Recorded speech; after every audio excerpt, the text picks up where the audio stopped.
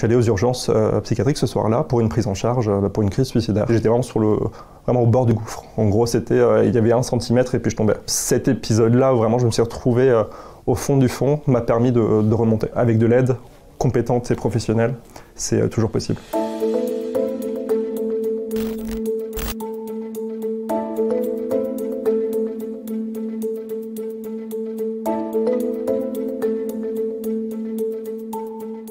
Selon les médecins, tout allait bien et puis avec l'âge, tout allait se résorber. Donc en fait, ça allait de mal en pis en fait, au fur et à mesure des années, jusqu'à ce que je parte de chez mes parents, donc qui habitent dans l'est de la France, pour arriver à Paris en 2008.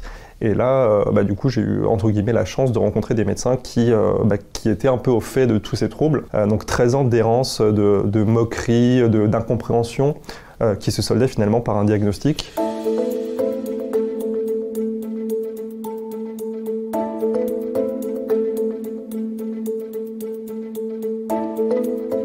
Quand il fallait que je m'identifie à des personnages à la télé, c'était forcément pas le sexe auquel j'étais assigné de base. Est-ce que c'est mieux d'en parler quitte à recevoir de la discrimination, ou est-ce que c'est mieux de cacher et pour le coup vivre avec ça et porter ça tout seul? La petite voix que j'appelle la salope dans mon livre s'est installée dans ma tête à me dire t'es trop grosse, tu vas jamais rentrer dans les fringues, tu vas rater, voilà. On a décidé de créer un podcast avec mon compagnon sur la santé mentale pour montrer que on peut avoir une maladie qui est plus ou moins grave, mais c'est possible d'être en couple, c'est possible d'avoir un travail, c'est possible d'être autonome, c'est possible de vivre de manière indépendante. Voilà, donc c'est vraiment ce message-là en fait qu'on veut porter. On a été super bien accueillis parce que la volonté de créer ce podcast, elle émergeait aussi du fait qu'il y a très peu de choses qui existaient aussi à l'époque.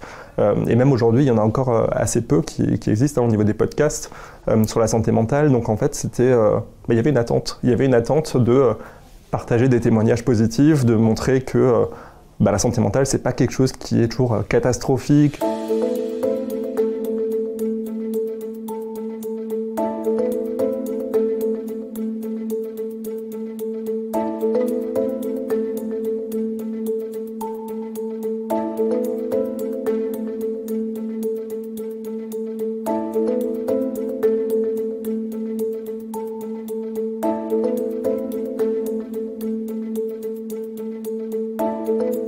À l'école, on apprend beaucoup sur le fonctionnement du corps.